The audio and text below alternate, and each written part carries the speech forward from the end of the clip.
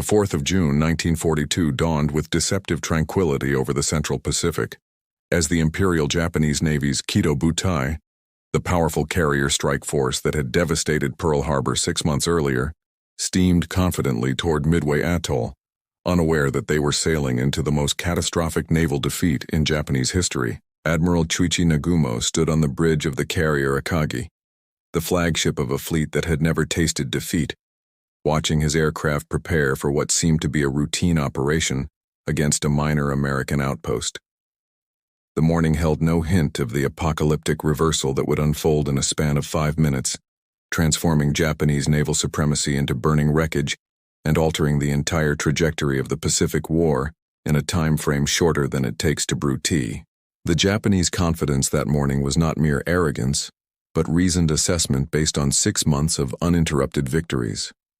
Since the devastating strike on Pearl Harbor on December 7, 1941, Japanese forces had swept through Southeast Asia and the Western Pacific with stunning efficiency. Hong Kong, Singapore, the Philippines, the Dutch East Indies, Burma, fortress after fortress, colony after colony had fallen to imperial forces with a speed that shocked even Japan's own military planners. The carrier strike force, specifically, had operated with impunity across thousands of miles of ocean, raiding Darwin in Australia, Ceylon in the Indian Ocean, and numerous other targets without facing serious opposition.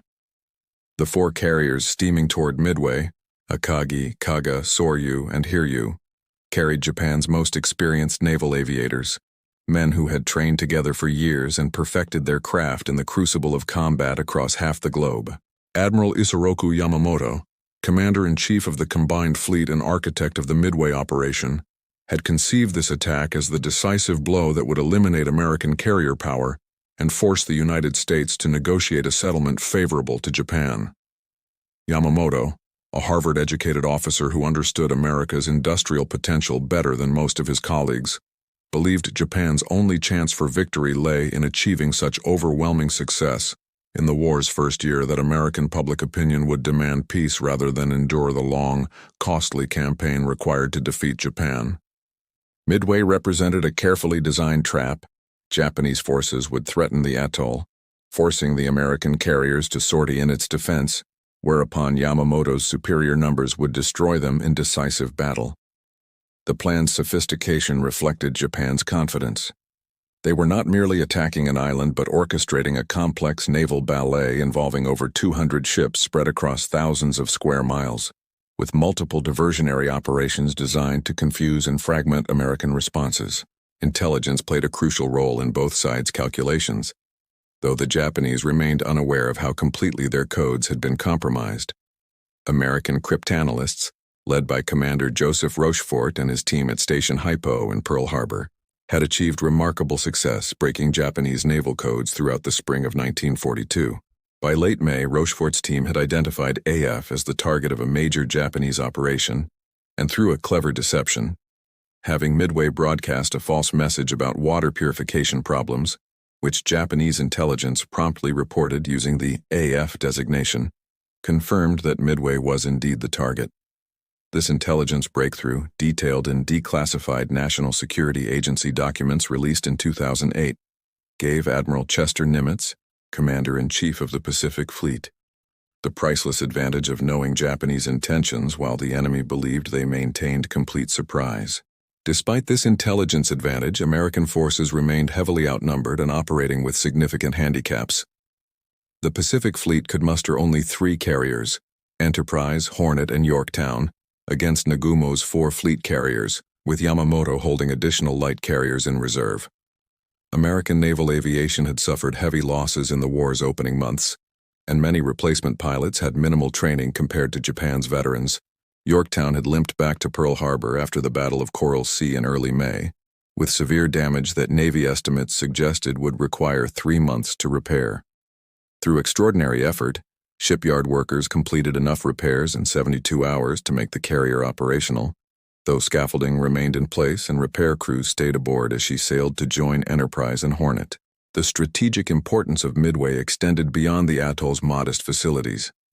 Located approximately 1,300 miles northwest of Hawaii, Midway represented the westernmost American outpost in the Central Pacific and provided crucial early warning and refueling capabilities for long-range patrol aircraft. Japanese possession of Midway would push America's defensive perimeter dangerously close to Hawaii itself and provide Japan with a forward base from which to interdict supply lines between the United States and Australia. The first Japanese attack wave, 108 aircraft strong, launched from the 4 carriers at 4:30 in the morning on June 4, 1942, their engines shattering the pre-dawn darkness as they formed up and headed toward Midway Atoll 150 miles distant. Lieutenant Joichi Tomonaga commanded this strike force, tasked with suppressing Midway's air defenses and neutralizing its ability to threaten Japanese operations. The Japanese aviators, among the finest in the world, executed their mission with practiced precision, bombing Midway's installations and engaging defending fighters in swirling dogfights above the Coral Atoll. Yet Tomonaga, assessing damage through the smoke and fire, recognized that American defenses remained operational despite the punishment inflicted. He transmitted a message that would prove catastrophic in its consequences. There is need for a second attack. This recommendation placed Admiral Nagumo in an excruciating dilemma that would define the battle's outcome. His remaining aircraft, held back from the first strike, were armed with torpedoes and armor-piercing bombs, ship-killing weapons intended for use against American carriers if they appeared. Standard Japanese doctrine called for maintaining a reserve strike force ready to launch immediately upon discovering enemy fleet units, the fundamental principle that had made Japanese carrier operations so effective throughout the war's opening months.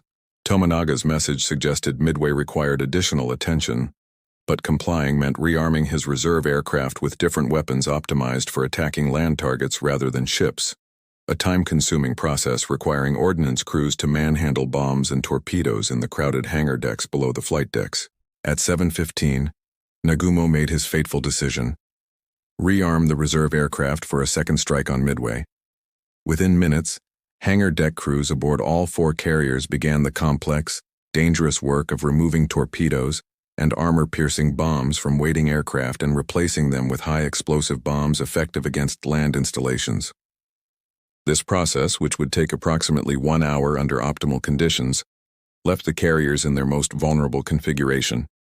Flight decks crowded with returning aircraft from the first strike needing to land, hangar decks cluttered with ordnance being moved about, and no strike force ready for immediate launch. Japanese procedures called for meticulous safety protocols during rearming operations, but the urgency of battle conditions inevitably created shortcuts and risks. Torpedoes and bombs were stacked on hangar decks rather than being immediately returned to magazines deep in the ship's hulls. Fuel lines remained pressurized for faster aircraft servicing, and damage control materials were shifted aside to expedite ordnance handling. Then came the message that transformed Nagumo's reasonable decision into catastrophic error. At 7:28, just 13 minutes after ordering the rearmament, Nagumo received a report from the cruiser Tone's reconnaissance aircraft. Sight what appears to be 10 enemy surface ships. The sighting location placed these ships northeast of the Japanese carriers, approximately 200 miles distant, within striking range. Nagumo immediately demanded clarification about ship types, particularly whether carriers were present. The Tone scout, Lieutenant Amari, apparently had not yet maneuvered into position to identify specific vessels, and precious minutes ticked past without clarification. Japanese operational planning had predicted no American carriers would be present. Intelligence suggested they were either near the Coral Sea or around the Solomon Islands, safely distant from Midway.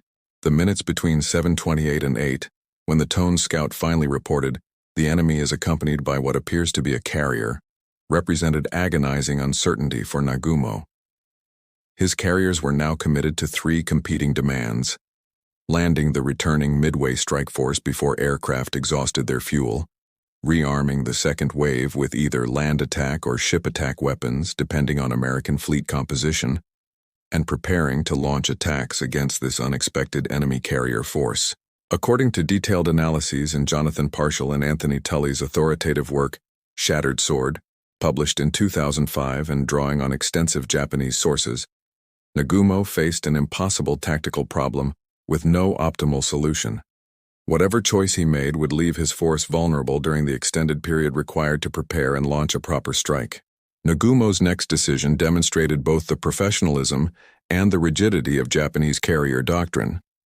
Rather than launching an improvised strike with whatever aircraft were immediately available, a hodgepodge of fighters, dive bombers with wrong ordnance, and limited torpedo planes, he chose to properly prepare a powerful, coordinated strike optimized for attacking enemy carriers. This meant recovering the Midway strike force first, then rearming all available aircraft with ship-killing weapons, and finally launching a massive, properly constituted attack wave. Japanese doctrine emphasized overwhelming, coordinated strikes rather than piecemeal attacks, and this approach had worked brilliantly for 6 months. Nagumo's error was not in following doctrine, but in failing to recognize how completely the tactical situation had escaped the parameters within which that doctrine remained valid. The recovery of Tominaga's returning aircraft began at 8:37 and continued through 9:18, with 108 aircraft landing aboard 4 carriers in a remarkably efficient display of deck handling that testified to Japanese crew proficiency. But during this entire period, the carriers could not launch attacks and remained focused on recovery operations. While Japanese carriers frantically recovered aircraft and prepared counterstrikes, American forces converged on their target from multiple directions, though coordination among attacking groups would prove nearly impossible given the tactical situation's complexity and the technological limitations of 1942 naval aviation. The American carriers Enterprise, Hornet, and Yorktown had positioned themselves approximately 200 miles northeast of the Japanese fleet, having been alerted to the enemy's approximate location through a combination of intelligence predictions and scout plane reports. Admiral Raymond Spruance, commanding Enterprise and Hornet in Task Force 16, and Rear Admiral Frank Jack Fletcher aboard Yorktown in Task Force 17, faced their own difficult decisions about when and how to launch strikes against an enemy whose precise location remained uncertain and whose position constantly changed as both fleets maneuvered. Spruance, a calculated risk-taker who had assumed carrier command despite being a cruiser admiral with limited aviation experience, made an aggressive decision that would prove decisive. Rather than waiting to close the range and ensure his aircraft could locate their targets with fuel to spare, he ordered launches to begin at 7:02 in the morning, even though this meant his aircraft would be operating at the extreme limits of their combat radius. This decision reflected Spruance's understanding that catching Japanese carriers with their decks cluttered with rearming aircraft was worth the risk of aircraft running out of fuel on the return flight. The alternative, waiting for perfect attack conditions, might mean arriving to find Japanese carriers having already launched their own strikes, with American carriers then becoming targets rather than attackers. The American strike forces launched piecemeal throughout the morning, lacking the coordinated timing that Japanese doctrine emphasized. Hornet's air group, led by Commander Stanhope Ring, launched first but became separated and disoriented, with most aircraft never finding the Japanese carriers at all. Hornet's Torpedo Squadron 8, commanded by Lieutenant Commander John Waldron, became detached from the main group and headed independently toward where Waldron believed the Japanese fleet would be located. This navigational disagreement, which remains controversial among historians, meant Torpedo Squadron 8 approached the target alone, without the fighter protection and dive bomber support that might have given their attack some chance of success. The squadron's fate would become one of the battle's most tragic episodes and simultaneously create the conditions that enabled American victory. Enterprise's air group, launched shortly after Hornets, faced similar coordination challenges. Fighters, dive bombers, and torpedo planes were supposed to rendezvous and approach the target together, with fighters suppressing defending Zeros, dive bombers attacking from high altitude, and torpedo planes approaching at wave-top height. A coordinated assault from multiple altitudes that would divide enemy defenses and maximize the chances that some attackers would penetrate to launch their weapons. However, the rendezvousing process consumed time and fuel, while the Japanese fleet's position remained approximate rather than precisely known. Lieutenant Commander Wade McCluskey, leading Enterprise's dive bombers, made a critical decision to search for the Japanese carriers, rather than returning to base when the expected intercept point proved empty. a choice that would exhaust his aircraft's fuel reserves but ultimately position him perfectly to deliver the decisive blow. At 3:30 in the afternoon, 24 dive bombers from Enterprise launched toward Hiryu's reported position, approximately 110 miles northwest.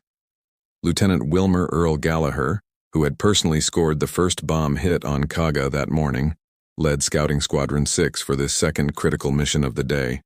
Hornet contributed 16 additional dive bombers, creating a strike force of 40 aircraft, smaller than the massive coordinated strikes Japanese doctrine preferred, but more than sufficient against a single carrier, whose defensive fighter strength had been depleted by constant combat throughout the day. Admiral Yamaguchi, recognizing that Hiryu would likely face another American attack before darkness could provide concealment, positioned his ship for maximum defensive capability. Combat air patrol fighters orbited overhead. Anti-aircraft crews stood ready at their weapons and lookouts scanned the skies for incoming attackers. Yet Hiryu suffered critical disadvantages compared to the morning's defensive arrangements. Her fighters numbered less than a dozen rather than the dozens that had protected the Kido Butai at dawn. Her crew was exhausted from 12 hours of continuous combat operations, and she operated alone without the concentrated anti-aircraft fire that multiple ships provided. Japanese combat doctrine emphasized mutual support between carriers, recognizing that isolated ships became vulnerable to the exact type of concentrated attack Hiryu now faced. The American dive bombers located Hiryu at 5:03 in the afternoon, with the sun lowering toward the western horizon, but still providing adequate visibility for attack. Gallagher led his aircraft into their dives from 14,000 feet, repeating the tactics that had proven devastatingly effective that morning. Japanese anti-aircraft fire intensified as American aircraft plummeted toward their target, filling the sky with exploding shells and tracer rounds, but the defenders could not prevent determined attackers from reaching bomb release altitude. 4 bombs struck Hiryu in rapid succession, concentrated hits that overwhelmed the carrier's damage control capacity immediately. The bombs penetrated Hiryu's flight deck and detonated in her hangar, igniting aviation fuel, detonating ordnance, and starting fires that quickly spread throughout the ship's interior. The pattern that had destroyed Akagi, Kaga, and Soryu replicated aboard Hiryu with terrible inevitability. Fueled and armed aircraft became incendiaries, exploding bombs and torpedoes magnified destruction exponentially, and fires consumed compartment after compartment as damage control teams struggled against overwhelming odds. Hiryu's engineering plant continued functioning initially, allowing the ship to maintain way and maneuver despite the devastation above, but spreading fires gradually reached machinery spaces, forcing engineering crews to abandon their posts or suffocate in the smoke and superheated air that filled lower decks. By early evening, Hiryu's situation had become hopeless. Uncontrollable fires raged throughout the ship. Explosions continued as ordnance detonated in the flames, and the flight deck glowed red from the inferno beneath it. Admiral Yamaguchi, facing the reality that his flagship was doomed, made the traditional decision of Japanese naval officers throughout history when their ships were lost. He would go down with Hiryu. Captain Tomeo Kaku, Hiryu's commanding officer, insisted on sharing his admiral's fate. Both officers retired to Hiryu's bridge to await the end, reportedly sharing sake and discussing the battle's outcome while their ship burned around them. This choice, which American naval culture would consider pointless sacrifice, reflected Japanese military tradition, emphasizing personal responsibility and the concept that commanders shared their men's fate to the ultimate degree. The information regarding the battle's detailed progression comes from multiple sources, including Samuel Eliot Morrison's Official History of United States Naval Operations in World War II, Volume 4, Coral Sea, Midway, and Submarine Actions, which remains authoritative for its comprehensive research and access to official records.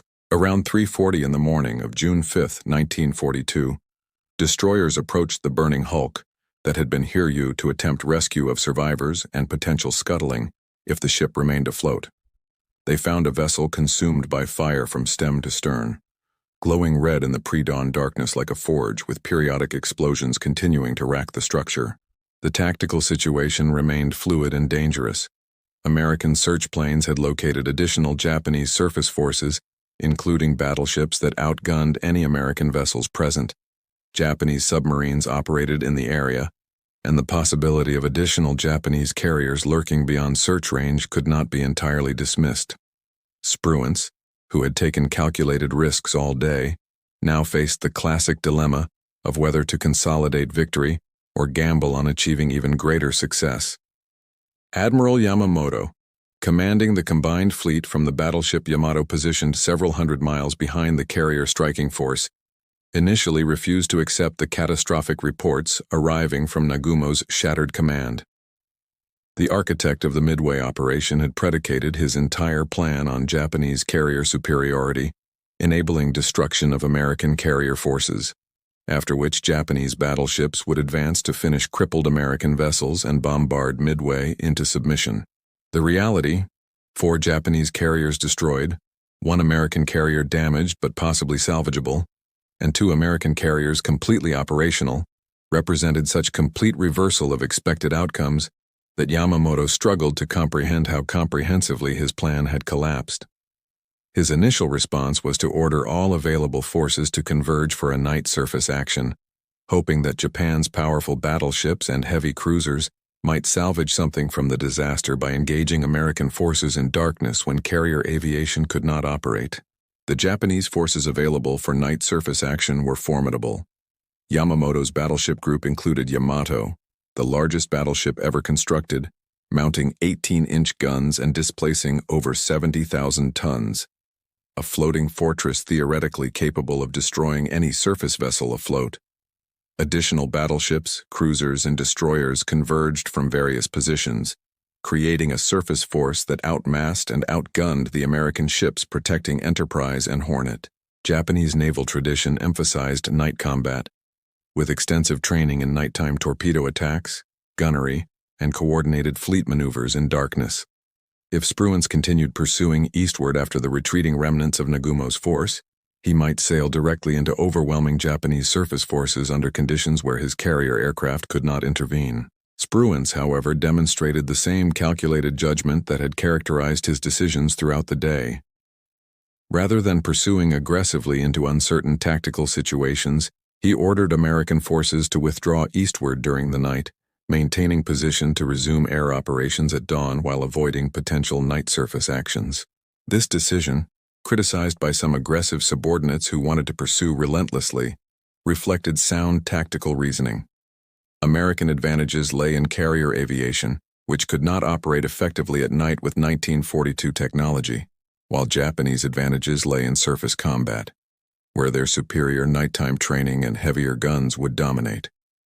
Spruance refused to sacrifice his advantages by fighting on Japanese terms, when he could instead maintain his operational flexibility and resume attacks at dawn under conditions favorable to American strengths. Yamamoto, receiving reports throughout the night that clarified how completely Japanese carrier power had been destroyed, gradually recognized that continuing operations toward Midway was impossible without carrier air cover.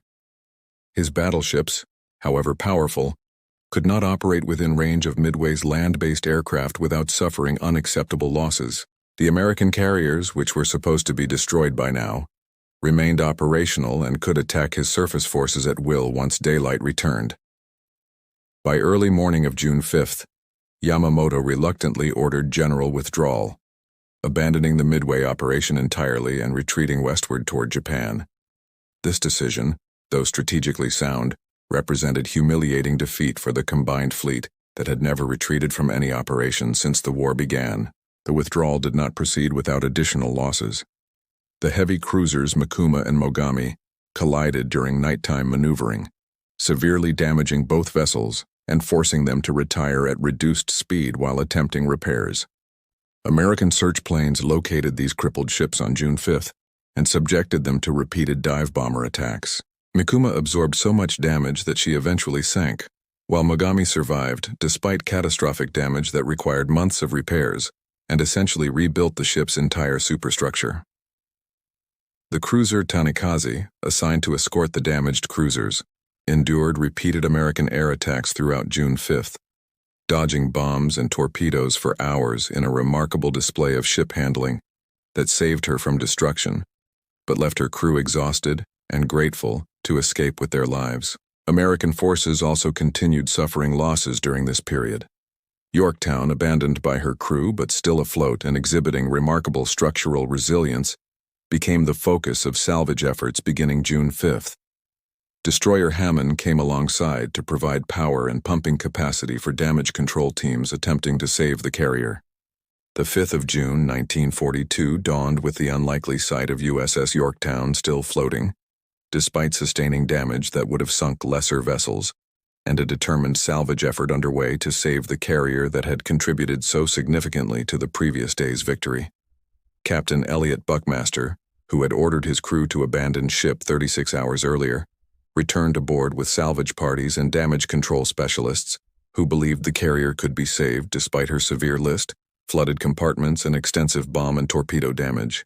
The destroyer Hammond came alongside Yorktown's starboard side, providing electrical power and pumping capacity, while additional destroyers formed a protective screen around the wallowing carrier. Sailors worked through the day reconnecting pumps, shoring up bulkheads, and attempting to reduce the list that threatened to capsize the ship. By afternoon, progress appeared encouraging. The list had been reduced from 26 degrees to a more manageable 17 degrees. Pumps were gaining on the flooding, and optimism grew that Yorktown might indeed survive to fight again. Commander Yahachi Tanabe, commanding the Japanese submarine I-168, had been stalking American forces since receiving orders to converge on the Midway area days earlier. Japanese submarine doctrine emphasized fleet support operations rather than the independent commerce rating that characterized German U-boat campaigns, and Tanabe had positioned his boat based on predictions of American fleet movements. The presence of a crippled carrier, escorted by destroyers, represented exactly the target submarine commanders dreamed of encountering. A high-value vessel unable to maneuver defensively and distracted by salvage operations that reduced alertness to submarine threats. Tanabe approached submerged, utilizing his periscope sparingly to avoid detection while maneuvering into attack position. At 1:36 in the afternoon on June 5th, Tanabe fired a spread of 4 Type 95 torpedoes from approximately 1,200 yards distance, a textbook attack executed with precision that reflected Japanese submarine training's thoroughness. American lookouts spotted torpedo wakes approaching Yorktown, but the carrier's immobilized condition prevented any evasive action. 2 torpedoes struck Yorktown, the massive underwater explosions tearing new holes in her already damaged hull and causing renewed flooding that overwhelmed the salvage crew's efforts. More tragically, 1 torpedo struck USS Hammond, the destroyer moored alongside Yorktown providing power and pumping support. The torpedo struck Hammond directly amidships, breaking the destroyer's back and causing catastrophic damage that sank her in just 4 minutes. Hammond's sinking proved particularly horrific due to the destroyer's depth charges, which were set to detonate at specific depths and could not be disarmed before the ship sank. As Hammond plunged toward the bottom, her depth charges began exploding underwater in a series of massive detonations that killed and injured men swimming in the water nearby. The underwater pressure waves from exploding depth charges, capable of rupturing internal organs even without causing visible external injuries, claimed dozens of lives among Hammond's crew and Yorktown's salvage parties who had jumped into the ocean. 81 men from Hammond died, many from these underwater explosions rather than from the initial torpedo hit or drowning. The surrounding destroyers immediately launched depth charge attacks against I-168, forcing Tanabe to dive deep and endure hours of nerve-wracking pursuit before eventually escaping. Yorktown absorbed the 2 additional torpedo hits but remained stubbornly afloat through the night of June 5th and the following day, demonstrating remarkable structural integrity that testified to American shipbuilding quality and damage control design. Buckmaster and his salvage crews reluctantly abandoned the carrier again, recognizing that the renewed flooding and damage made salvage impossible with available resources. Destroyers stood by through June 6th, watching the carrier slowly settle deeper into the ocean, her list gradually increasing as flooding progressively overwhelmed remaining watertight integrity. At dawn on June 7, 1942, exactly 6 months after the Japanese attack on Pearl Harbor, Yorktown finally capsized and sank, taking with her the battle honors earned through the Coral Sea and Midway campaigns and the distinction of being the only American carrier sunk primarily by Japanese action during the Midway battle. Japan's carrier losses at Midway created a deficit that Japanese industrial capacity could not overcome, despite frantic construction efforts. The Imperial Japanese Navy commissioned several new carriers over the following years, including the large fleet carriers Taiho and Shinano, and numerous conversions of other vessel types. But replacing the lost ships proved far easier than replacing lost aircrew. The approximately 110 experienced pilots who died aboard the 4 sunken carriers represented irreplaceable expertise. These were men who had trained for years before the war and accumulated combat experience across 6 months of successful operations.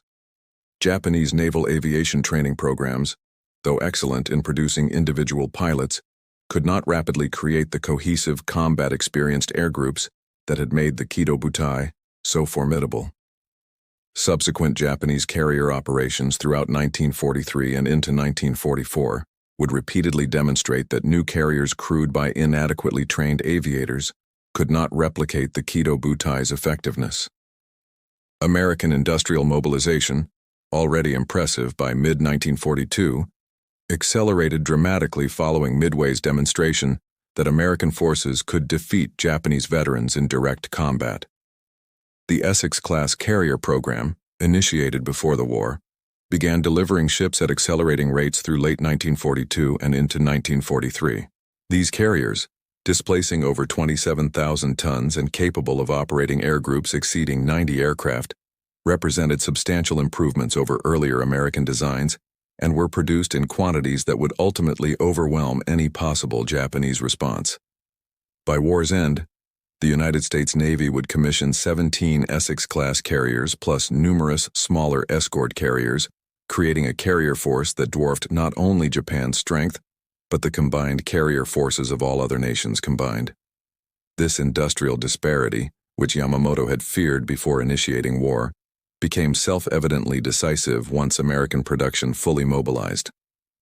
The psychological impact of Midway extended far beyond military circles, though contemporary publics in both nations received carefully managed information about the battle.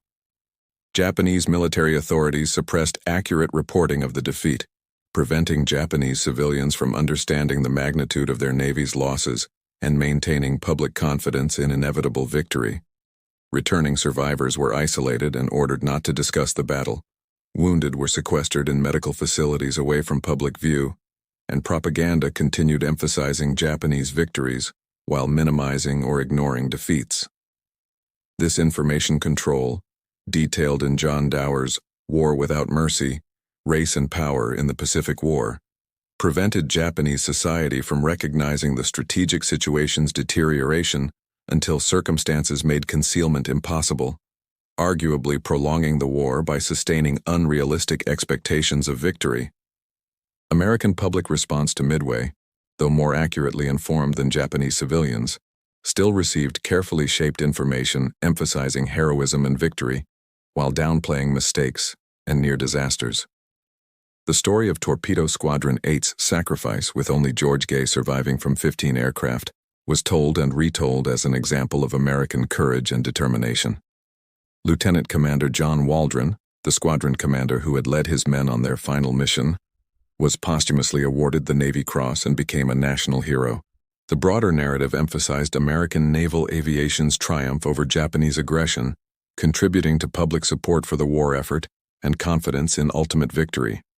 President Franklin Roosevelt, speaking to the nation on June 7, 1942, 1 year after Germany invaded the Soviet Union and 3 days after Midway, praised American forces' achievements while carefully avoiding specific details that might compromise operational security or reveal the battle's contingent nature.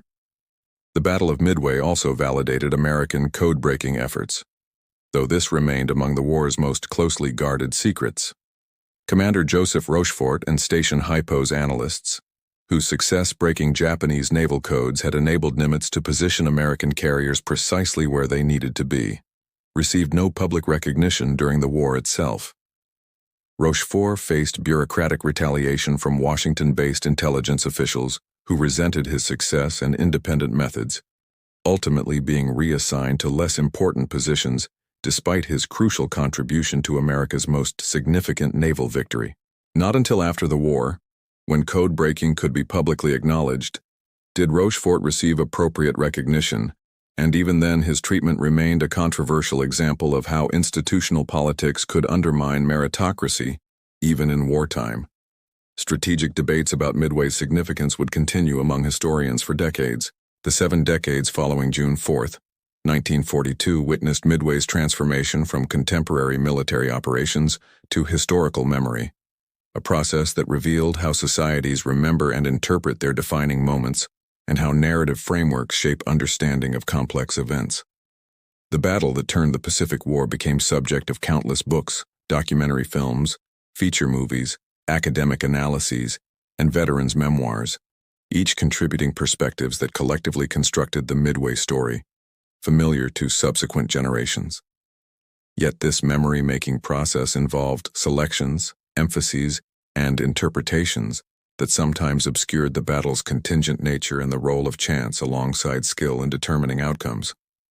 The immediate post-war period saw Midway commemorated primarily through official military histories and veterans' accounts that emphasized American courage, Japanese tactical mistakes, and the justice of Allied victory. Samuel Eliot Morrison's multi-volume official history, written while the war remained recent memory and many participants still lived, established frameworks that influenced subsequent scholarship for decades. Morrison, a distinguished historian who had served in the Navy during the war, brought both scholarly rigor and first-hand understanding of naval operations to his work, though his writing reflected the triumphalist perspective natural to victors' writing shortly after their triumph. His characterization of Midway as incredible victory, language that became the title of Walter Lord's popular 1967 book, captured the widespread perception that American success had been improbable, yet decisive. Japanese perspectives on Midway remained largely inaccessible to Western audiences until decades after the war, when scholars like Gordon Prange and later John Lundstrom and Jonathan Parshall began systematically examining Japanese sources and interviewing Japanese veterans. These efforts revealed that Japanese tactical decisions at Midway, often portrayed in American accounts as blunders or incompetence, actually reflected reasonable applications of doctrine to situations that developed beyond parameters those doctrines anticipated. Admiral Nagumo's decision to rearm his reserve aircraft for a second Midway strike, frequently cited as a critical error, made perfect sense given the information available when he made it. Similarly, his choice to recover the first strike force before launching attacks on American carriers reflected standard procedure designed to avoid the piecemeal attacks that Japanese doctrine correctly identified as inefficient. The mistakes at Midway were more accurately failures to recognize when standard procedures no longer applied to radically changed circumstances, a challenge that confronts military commanders throughout history. The development of dive bombing tactics and the SBD Dauntless dive bomber's role received increasing recognition as scholars examined technical and tactical dimensions of the battle. The Dauntless, unglamorous, compared to fighters like the F-4F Wildcat, or later aircraft like the F-6F Hellcat and F-4U Corsair, proved to be the Pacific War's most effective carrier-based attack aircraft when measured by damage inflicted relative to losses sustained. The accuracy achievable through dive bombing, where pilots could visually acquire targets and release bombs during the dive, rather than estimating lead angles for level bombing, made this attack method particularly effective against maneuvering warships.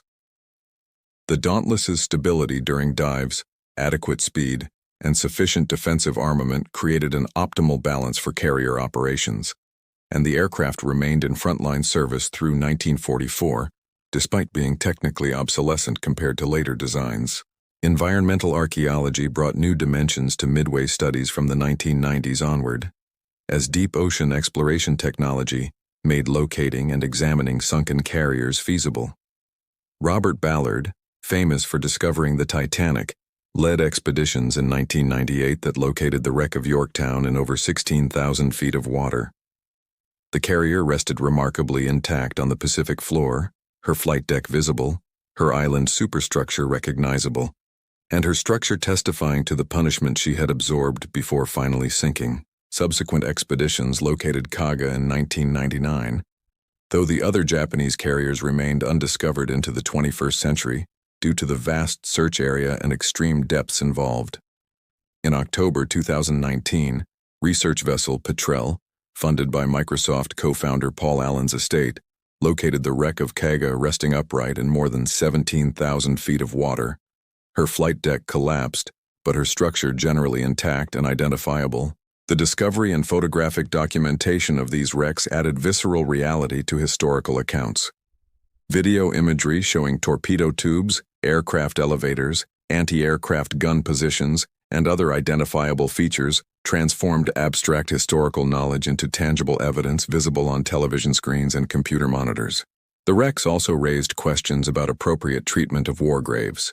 Should these sites be left undisturbed as memorials to the men who died there? Or should they be examined and documented for historical and archaeological purposes? International maritime law and ethical considerations increasingly favored treating sunken warships, particularly those with casualties still aboard, as protected sites deserving respect, rather than merely archaeological resources available for study. Contemporary military professionals continued studying Midway for lessons applicable to modern naval warfare, though the battle's specific circumstances, piston-engine aircraft, unguided bombs and torpedoes, visual search and tracking, bore little resemblance to 21st century carrier operations with jet aircraft, precision-guided munitions, and sophisticated sensor systems. Yet fundamental principles remained relevant. The importance of intelligence in anticipating enemy actions, the value of aggressive initiative in seizing tactical advantage, the necessity of damage control in preserving combat effectiveness, and the role of training in enabling personnel to perform effectively under combat stress. American naval officers studying Midway in professional military education courses examined how Spruance balanced aggression with prudence, how Japanese doctrine's rigidity contributed to defeat, and how American damage control saved Yorktown temporarily while Japanese ships burned uncontrollably, lessons that transcended specific technologies. The 80th anniversary of the Battle of Midway in June 2022 occurred amid dramatically different global circumstances than 1942. The United States and Japan were close allies. The threats both nations faced came from different quarters, and the veterans who had fought the battle had almost all passed away. The few surviving participants, all in their late 90s or older, represented living links to a vanished world, where propeller-driven aircraft flew from wooden flight decks and sailors navigated without GPS or satellite communications. Their passing marked the transition of Midway from lived experience to purely historical memory, a process that affects all events as time removes the participants who could testify firsthand to what happened. The fundamental question that Midway posed, what happened when Japanese leaders believed victory was assured only to see their carriers destroyed within 5 minutes, continued resonating because it captured essential truths about warfare's uncertainty and the thin margin separating victory from defeat. Those 5 minutes between 10:24 and 10:29 on June 4, 1942, when American dive bombers struck 3 Japanese carriers, demonstrated how rapidly circumstances could reverse and how fleeting opportunities determined outcomes. Had McCluskey not spotted that Japanese destroyer and followed its wake, had the Japanese combat air patrol been positioned at high altitude rather than low, had the rearming process been completed 5 minutes earlier, allowing Japanese strikes to launch before American dive bombers arrived, any of countless variables might have produced different outcomes. Yet history consists not of what might have been but what was, and what was at Midway was decisive American victory achieved through combination of intelligence, courage, skill, and fortune. The battle stopped Japanese expansion, initiated American offensive operations, and demonstrated that Japan's early victories reflected temporary advantage rather than permanent superiority. The 4 Japanese carriers that sank, Akagi, Kaga, Soryu, and Hiryu, took with them not just ships and men but Japan's realistic prospects for winning the Pacific War. The 5 minutes that transformed Japanese confidence into catastrophe became shorthand for warfare's contingency and the decisive importance of critical moments when battles, campaigns, and wars pivot on actions measured in seconds rather than hours or days.